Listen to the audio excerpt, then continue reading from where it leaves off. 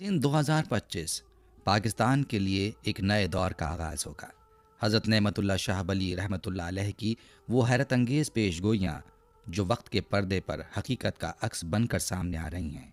ये पेशगोइयाँ महज अल्फाज नहीं बल्कि तकदीर के राज हैं जो आने वाले वक्त की गवाही देते हैं।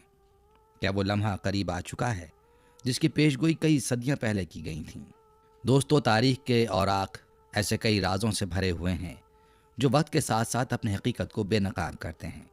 एक ऐसा ही राज अल्लाह के बरगजीदा वली हज़रत नेमतुल्लाह शाह वली रहमतुल्लाह अलैह की वो हैरत अंगेज़ पेश गोइयाँ हैं जिन्होंने न सिर्फ तारीख के कई अहम मोड़ों को कबल अज़ वक्त बयान किया बल्कि आने वाले वक्तों की एक मुकम्मल तस्वीर भी पेश की। कहा जाता है कि अल्लाह के वलियों की ज़बान से निकली बातें सिर्फ अल्फाज नहीं होती बल्कि तकदीर के लिखे हुए फ़ैसले होते हैं।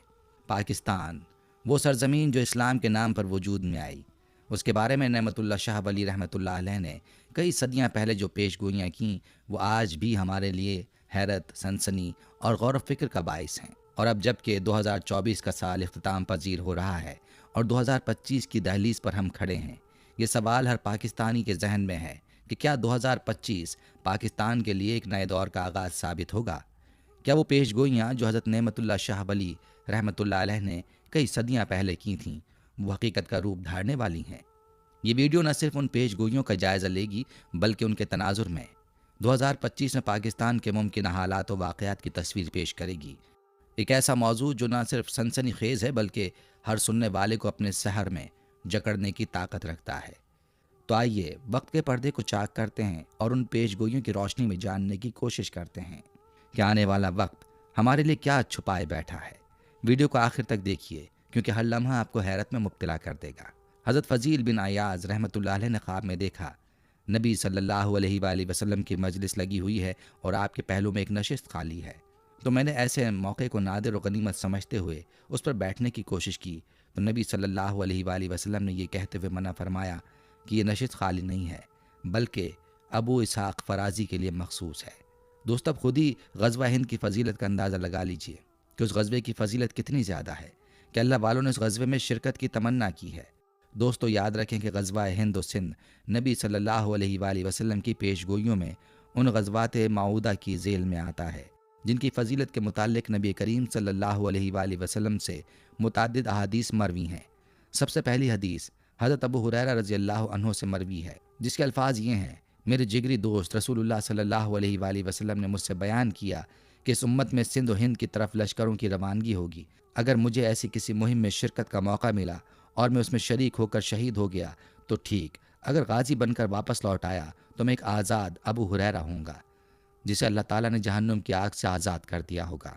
हज़रत अबू हुरैरा रज़ी अल्लाह अन्हु की रिवायत के अलावा हज़रत सोबान रज़ी अल्लाह अन्हु से रिवायत है कि रसूलुल्लाह सल्लल्लाहु अलैहि वसल्लम ने फरमाया, मेरी उम्मत में दो ग्रोह ऐसे होंगे जिन्हें अल्लाह ताला ने आग से महफूज कर दिया है।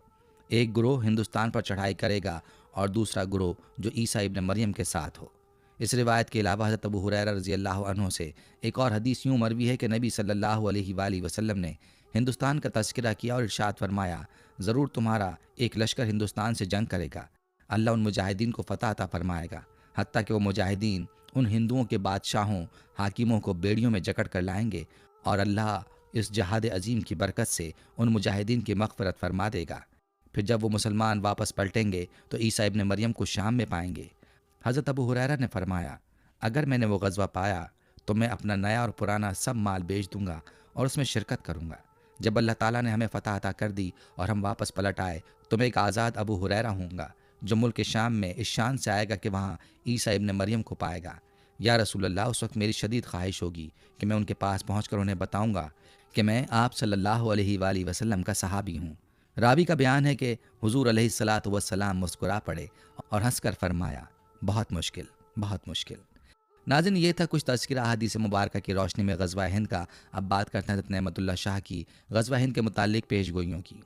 नाज़रीन, ये हकीकत है कि अल्लाह ताला बुज़ुर्ग व बरतर के बरगज़ीदा बंदे जो अपनी तमाम तर ज़िंदगी अल्लाह ताला की बंदगी और उसकी इबादत और ज़ुहद व तक़वा के लिए वक्फ़ कर देते हैं, अल्लाह ताला उन्हें जब चाहें अपनी खुसूसी इनायत से बली, अब्दाल, कुतुब और गौस जैसे आला व अरफ़ा रूहानी मरातिब पर फ़ाइज़ कर देते हैं जहाँ उनसे ख़ारिक़ आदत और कश्फ़ व करामात का ज़हूर होता है और वो हातिफ़ गैबी, अलका और इल्हाम का इदराक रखते हैं।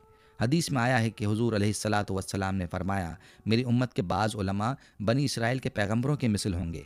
صوفیہ کرام کے نزدیک علماء سے مراد یہی گروہ اولیاء مراد ہے۔ انہی اولیاء کرام میں آج سے قریباً 850 سال قبل ایک مشہور و معروف صوفی باکمال حضرت نعمت اللہ شاہ ولی رحمۃ اللہ علیہ گزرے ہیں، جن کے ہزاروں فارسی اشعار پر مشتمل دیوان کے علاوہ ایک قصیدہ بہت مشہور ہے، جس میں اس برگزیدہ ولی اللہ نے آنے والے حوادث کی پیش گوئی فارسی اشعار کی صورت میں کی ہے، جو آج تک حرف بحرف صحیح ثابت ہوتی چلی آ رہی ہے۔ قصیدے کے اشعار مختلف حوالوں سے 2000 کے قریب بتائے جاتے ہیں، لیکن ہمیں کافی کوشش کے باوجود کم و بیش 300 اشعار سے زیادہ دستیاب نہ ہو سکے، لہذا پیش گوئیوں کا یہ انمول قصیدہ ہم سے مزید تحقیق اور جستجو کا مطالبہ کرتا ہے۔ انسانی عقل دنگ رہ جاتی ہے جب ہم حضرت نعمت اللہ شاہ ولی کے قصیدے لکھنے کی تاریخ سے 100 سے 800 سال بعد آنے والے بر عظیم پاک و ہند میں آنے والے بادشاہوں کے ناموں کی ترتیب بار ان کے قصیدے کے اشعار میں پڑھتے ہیں، جبکہ حکمران ابھی پیدا ہی نہیں ہوئے تھے۔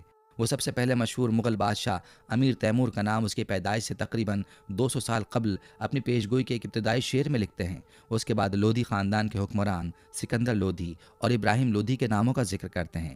پھر ان کے بعد آنے والے ہندوستان میں مغلیہ خاندان کے حکمران بابر، ہمایوں، درمیان میں شیر شاہ افغان، اکبر، جہانگیر، شاہ جہاں کے نام ان کے اشعار میں آتے ہیں، اور یوں خاندان مغلیہ کے 300 سالہ دور حکومت کی ترتیب وار پیشگوئی کرتے ہوئے وہ انگریزوں کی ہند میں آمد تک مغلیہ خاندان کے قریباً تمام حکمرانوں اور ان کی مدت حکمرانی بیان کر دیتے ہیں۔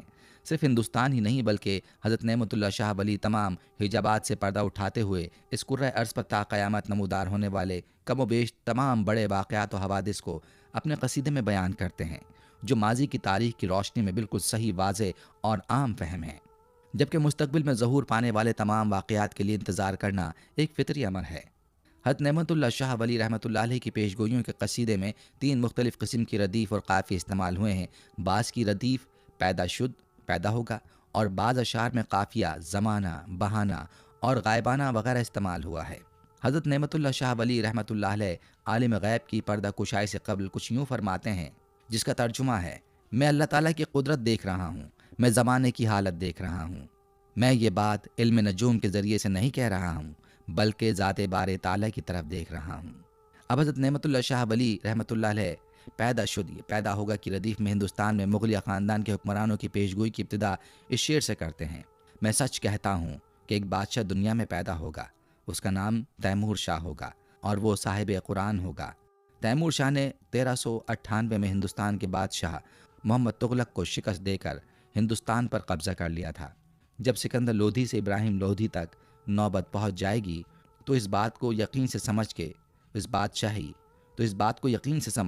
کہ اس کی بادشاہی میں فتنہ پیدا ہوگا۔ ہندوستان میں مغلیہ خاندان کے بانی ظہیر الدین بابر، جو امیر تیمور کی 5ویں پشت میں سے تھے، نے 1926 عیسوی میں پانی پت کی پہلی لڑائی میں لودھی خاندان کے آخری حکمران ابراہیم لودھی کو شکست دے کر دہلی پر قبضہ کر لیا تھا۔ بابر کے متعلق حضرت نعمت اللہ شاہ بابر کے اقتدار میں آنے سے 350 سال قبل اپنے ایک شعر میں مندرج تاریخ 570 ہجری بمطابق 1174 عیسوی میں پیشگوئی کرتے ہوئے فرماتے ہیں، اس کے بعد ملک کابل کا بادشاہ بابر دہلی میں ہندوستان کا والی ظاہر ہوگا۔ بابر کے بیٹے ہمایوں اور اس دوران شیر شاہ سوری کے ظاہر ہونے کے بارے میں لکھتے ہیں، پھر اللہ تعالیٰ کی طرف سے بادشاہی ہمایوں تک پہنچے گی، جبکہ اسی دوران قدرت کی طرف سے ایک افغان ظاہر ہوگا۔ تاریخ ہند بتاتی ہے کہ شیر شاہ سوری سے شکست کھانے کے بعد ہمایوں نے نظام سقہ کے ذریعے دریائے گنگا پار کر کے جان بچائی اور ایران کے بادشاہ کے پاس پناہ لی، جس نے اس کی بڑی قدر و منزلت کی، اور چند سال بعد جب شیر شاہ سوری چل بسا تو ہمایوں نے شاہ ایران کی مدد سے 1555 میں دوبارہ ہندوستان پر قبضہ کر لیا۔ ناظرین، اسی طرح آپ کو کچھ مزید پیشگوئیاں بتاتے چلیں۔ ہمایوں بادشاہ ہندوستان پر قبضہ کر لے گا، اس کے بعد اس کا بیٹا اکبر ملک کا بادشاہ بن جائے گا۔ چنانچہ جلال الدین محمد اکبر نے تقریباً 50 سال تک ہندوستان پر بادشاہت کی۔ اس کے بعد جہانگیر عالم پناہ ہوگا، یہ مہتاب کامل کی طرح تخت پر جلوہ گر ہوگا۔ جب وہ دارالبقا کی طرف سے سفر کرے گا تو اس کے بعد اس کا بیٹا شاہجہاں تخت نشین ہوگا، وہ قرن سے زیادہ اور 40 سال سے کم بادشاہی کرے گا، جبکہ اس کا بیٹا اورنگزیب اسی کے سامنے ہی اس وقت تخت پر جلوہ افروز ہو جائے گا۔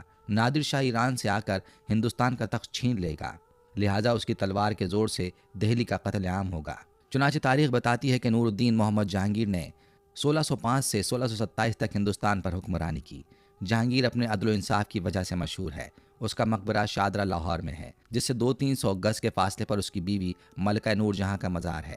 یہاں یہ بات کسی قدر قابل توجہ ہے کہ قصیدہ حاضہ میں جہاں پیدا شد کی ردیف کے دستیاب اشعار میں امیر تیمور اور ظہیر الدین بابر سے لے کر خاندان مغلیہ کے آخر تک تمام حکمرانوں کے نام کا ترتیب وار ذکر موجود ہے، وہاں صرف محی الدین محمد اورنگزیب کا نام کسی بھی شعر میں نہیں ہے، اگرچہ اس کے نام کے بغیر اس کا ذکر اپنے باپ شاہجہاں کے بعد اشعار میں موجود ہے۔ شاید اس کی وجہ یہ ہو کہ اورنگزیب، جس نے قریباً 50 سال تک ہندوستان پر بادشاہی کی، واحد مغلیہ حکمران ہے جس نے تخت نشینی کی صدیوں پرانی روایات سے انحراف کیا تھا۔